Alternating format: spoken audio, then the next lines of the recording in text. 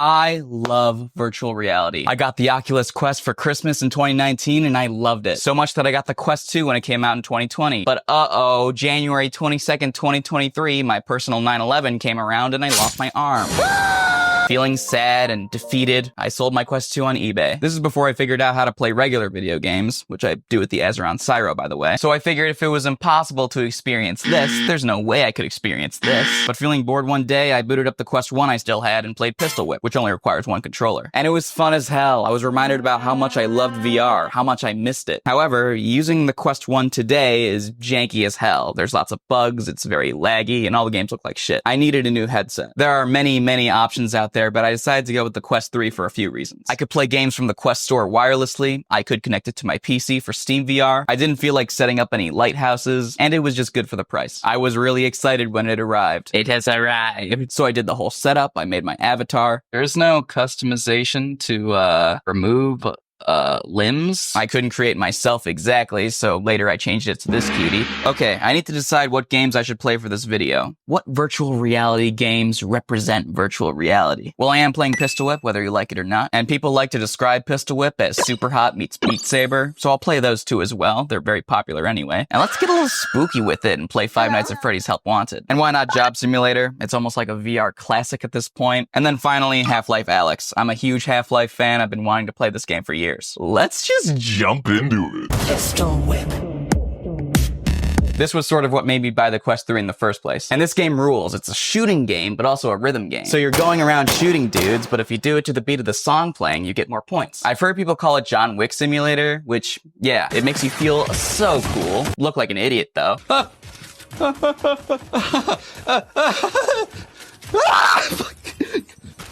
For the basic levels, the default is with using just one controller. Dual wielding is just another option if you want it. So it's completely accessible to me. It's designed around my control setup. There are also 2 campaigns as of recording this, each with their own setting and story. One of them is called 2089. You are John H. Asimov, sent to investigate a distress signal at an off-world colony. But it was a trap. Some stuff happens, you shoot some guys, but you get caught.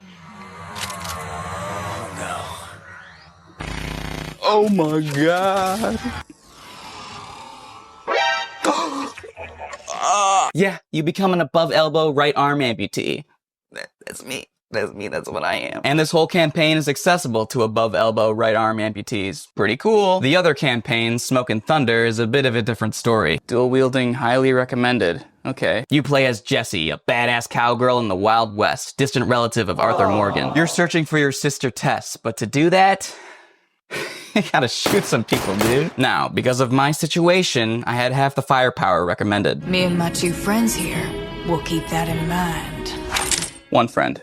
I have one friend. In 2089 and any other level, you have 15 shots before you have to reload. But at the beginning of Smoke and Thunder, I had 1 revolver with 6 shots. So that just meant I had to reload more than twice as often, really immersing me in the cowboy world. I was becoming a badass one-armed gunslinger. But then you have to ditch the revolvers in favor of these boomsticks. They're more powerful than the revolver, but now you have to reload after only 2 shots. So now I have to be an even faster gunslinger at the consequence of being a far angrier one.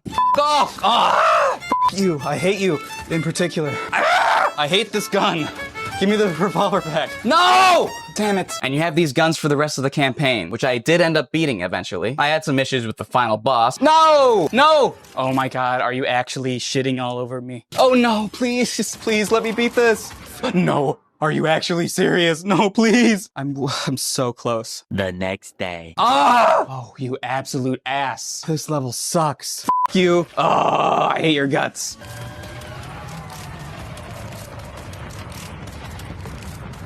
Okay, so me doing damage to it the whole time literally did nothing. I just had to get to the end of the stage. I missed your yap, Tess. I missed your yap, Tess. I'm gonna start saying that now. But yeah, Pistol Whip is great, 100% playable. One of the campaigns was just harder. A great sign for what's to come. Hey, are you ordering food? No. Stop it. You should use Factor instead, the sponsor of this video. Code 50CHAMPUT. I get it, I'm a busy man. I appreciate meals that are quick and easy to prepare, but those are rarely, you know, good quality food. But Factor sends you chef-crafted, dietitian-approved, fresh, never frozen meals right to your door, and you just pop it in the microwave for 2 minutes. I know my microwave is weird and stupid, don't bully me. And there's a ton of variety, so you're not stuck eating the same thing over and over, unless you want to. Factor meals are delicious and they save you money. No more spending a fortune on takeout. They also save you time. No trips to the grocery store, no prepping, no cooking, no cleanup. Subscriptions are flexible, allowing you to pause or adjust your plan as needed. It's great. I love using Factor. Preparing meals is far more quick and convenient, while also still being good. Head to Factor75.com or click the link below and use code 50ChampUT. 50% off, plus free shipping on your first Factor box. That's code 50ChampUT at Factor75.com to get 50% off and free shipping on your first box. Thank you so much to Factor for sponsoring this video. Let's continue. Super hot. If Pistol Whip is John Wick Simulator, then Superhot is Matrix Simulator. It was first a regular FPS game on PC, but it seems like the VR version became way more popular. The goal is simple. Kill all the red guys. Fuck, I can't read that. Was a red morph suit worth $30 for this bit? No! Shoot them, punch them, throw shit at them, I don't care. I'm not your dad. And if you don't know, the whole shtick is that time only moves when you move. So again, you feel so cool, dodging bullets and shit. The game was accessible too. Kinda. Okay, when you have 4 dudes all with guns, all trying to kill you, it definitely helps having 2 hands. But for a while, I was doing it. I was getting through the levels. Yeah! Yes! Yes! Yes! Yes! Yes! It was challenging. It clearly would have been easier with 2 hands. Uh-oh. This ain't good. But it was possible. Okay.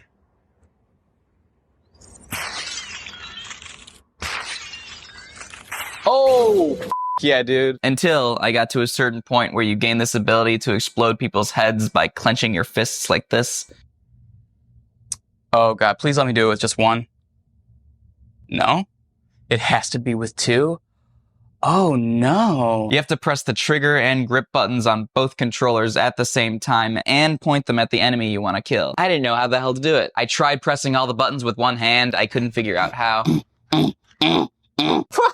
What the hell do I do? I tried taping the trigger and grip button down on the right controller. Yeah! Okay. I did it. Hey, it worked. Yay! Okay. Do it. Do it. Do the thing. Once. It worked once. It's not working anymore. What the hell? Okay. I give up. Yeah. So I sort of hit a wall. I remembered this ability in the game. I used to play it on my Quest 1 back in the day. I just figured, guess I won't use it. But turns out it's required. So I can't play anymore. Yay! We're playing Beat Saber. You guys know Beat Saber. It's the VR rhythm game. You got 2 lightsabers, slice the blocks coming towards you. Simple as that. Some maps have a one-handed mode though, but only the official ones created by Beat Saber. So far, there are 3 packs from the Beat Saber OST. And what I think is interesting is that in the first pack of songs, one-handed mode had only 1 difficulty setting, Expert. But there was a range of difficulties for 2-handed mode. So one-handed mode wasn't an accessibility feature, it was an extra challenge for the toughest of gamers.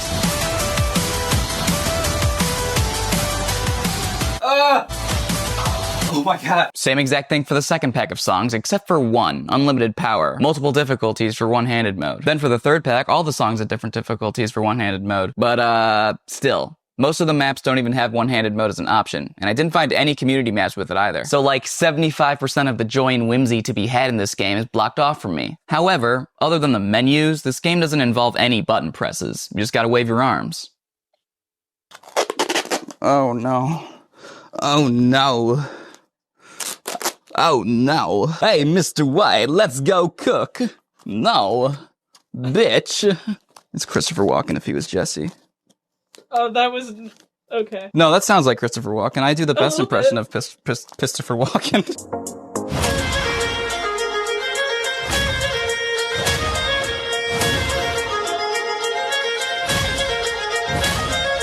It works surprisingly well. I could play any level now.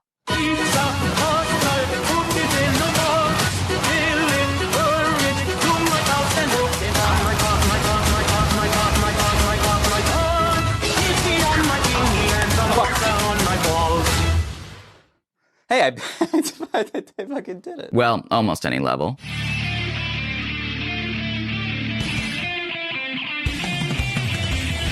What the fuck? Naked cowboys in the showers at Ram Ran? No.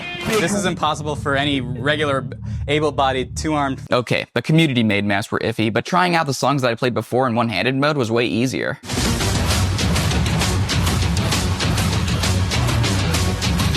Probably because I was in normal mode, which in hindsight was way too easy. I should have challenged myself more. But that's pretty cool, right? I played a VR game on normal mode with 2 controllers, one literally duct taped to my stub, and I thought it was easy. Goes to show that accessibility for disabled gamers is possible, just take some ingenuity. Guess I didn't have enough ingenuity to continue super hot. But hey, Beat Saber worked fine.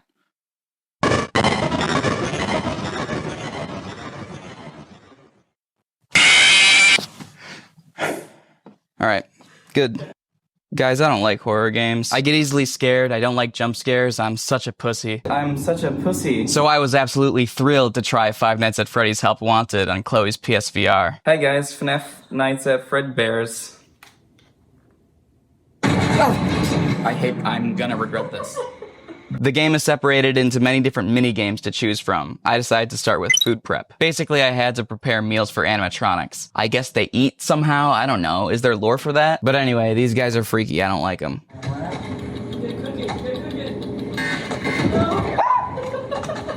I did have one problem. To put guacamole, hot sauce, or nacho cheese on things, you have to use this guacamole, hot sauce, nacho cheese gun. And it has a button on it to switch to what you want to use. I couldn't be holding the gun and then just press one of the buttons on the controller, nor could I set it down and press it.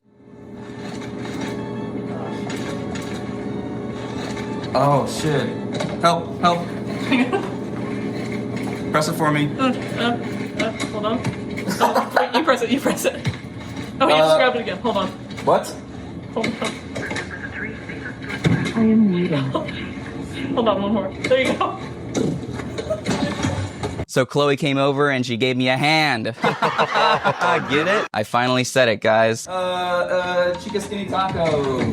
4, I don't like it. 4, 2. Yeah. I really don't like this. Yeah, I still died, so I decided to try out a different minigame. Bonkamon. This is literally just whack-a-mole, but with 2 mallets. But obviously, I just had one. I could have done the Beat Saber method for this one, but I couldn't be fucked. What? I don't get it. Help me. I hate this! Not good for the FNAF life. I guess I'm not. And that's all I played. So which minigames were accessible with one controller? I guess we'll never know. I didn't even play the regular FNAF mode. What you're seeing on screen right here, I didn't even do that. Hey, it's one thing to be jump scared in a normal game, but it's another thing to be jump scared in VR. I hate it. Even if the jump scare looks like the dumbest shit in the universe, VR makes it scary. Am I coping? Yes. Hello, human. Welcome to the Job Simulator. Before the Oculus Quest hit the scene, all VR was PC VR. And when the HTC Vive came out, I'm sure you remember, it was a big deal. I swear, every gaming YouTuber on the planet was making a video with it. And one of the major games at the time was Job Simulator. This isn't about shooting guns or getting a good score or trying to escape animatronics possessed by the ghosts of dead children. No. It's about doing mundane tasks from 4 mundane jobs. And that means out of all the games I've tried for this video, this is the one that's the most accurate to my real life. Not the having a job part, I still don't have one of those things. This mug has Bowser on it and it says like a boss on it. I won it from an arcade, isn't it sick? I mean in terms of everyday life with one arm. Because I'm able to do most basic tasks, I just have to do them slightly differently. And this game feels very similar. There were lots of moments where I was like, shit, I don't know if I can do this. But I just had to think outside the box. In the office, co-workers would converse around the liquid dispenser. Oh my god, I'm a genius.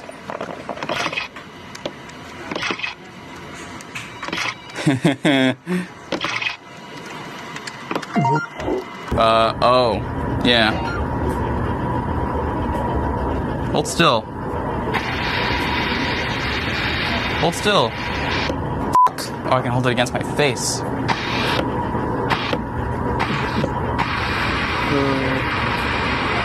Oh, hell yeah. Nothing was straight up impossible. I was annoyed that the mouse in my cubicle was on the right side. God, this is so... I hate having the mouse right here. But yeah, regardless of my disability, I was a great office worker. Anyway, do you think you could type up a quick card to go with this? I was a great gourmet chef. Here, an olive sandwich.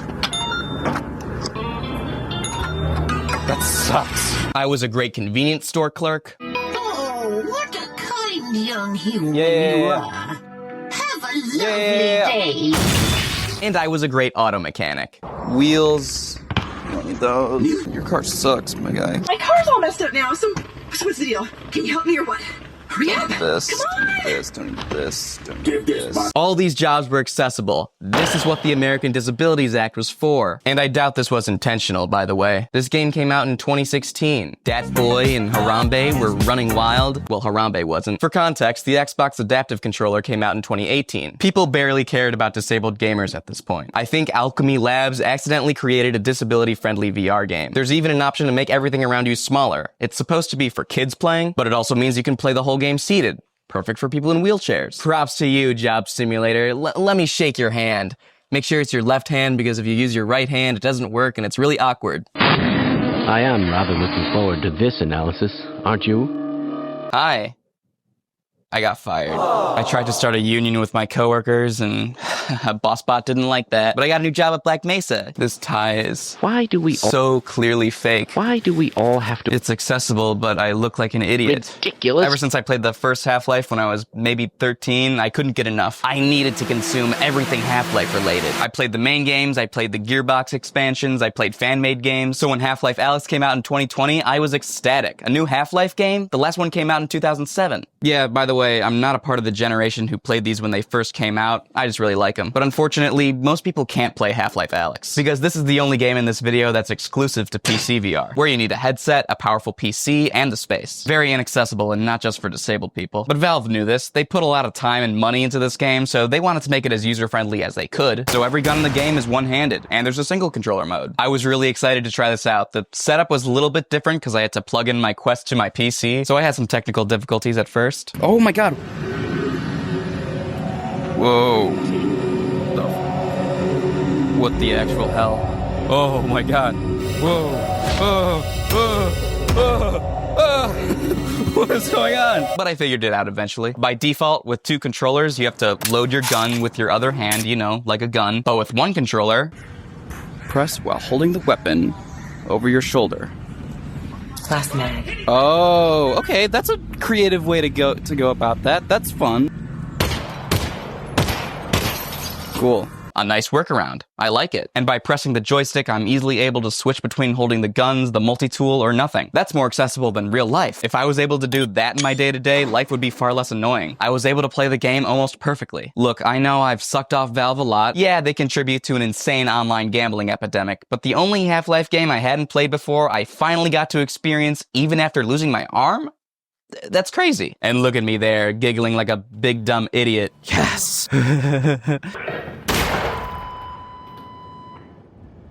I haven't actually beaten the game yet. I know that there's a section that's kind of like survival horror, like Ravenholm and Half-Life 2, so not looking forward to that. But yeah, seriously, I have no complaints. I know I'm biased, but this game was really accessible to me. Arguably the biggest VR game on the market today, and it's Champutee approved. Other games should take notes. VR is probably the least accessible form of gaming that there is, just in general. The Quest made it better, but still, you need a lot of space, tons of people get motion sick, it's annoying if you need to wear glasses, and you'll have a hard time if you have certain disabilities. Sure, I have one arm, but people who can't walk have their own problems. Oh, dude, what in the world? I just slid out of my chair. Hold on. You fell out your chair? Yeah, a little bit. It's okay. I'm fine. Virtual reality encourages full body movement, which is hard if you can't move your full body or don't even have your full body. But as a disabled person, I just want to say, any form of accessibility is greatly appreciated. You could have let me use the head exploding ability. You could have let me switch from nacho cheese to hot sauce without my girlfriend lending a hand. There are buttons on the controller. Why do I have to use the other one? Just have a one controller mode in your game, please. Surprisingly, a lot of it was already playable like that. Even if it's more difficult, fine. Life with one arm is more difficult, but just try not to make things impossible. Disabled gamers are just starting to be noticed by the industry. Xbox and PlayStation have their own versions of adaptive controllers. There's the Proteus by BioWave, but so far, for virtual reality, there isn't that much, at least hardware-wise. This is what I use to play games on PC, the Azron Cyro. Look at all these buttons. You could definitely fit more on a VR controller. Basically, I see potential. As time goes on, hopefully more disabled people can play video games, and more disabled people can play virtual reality.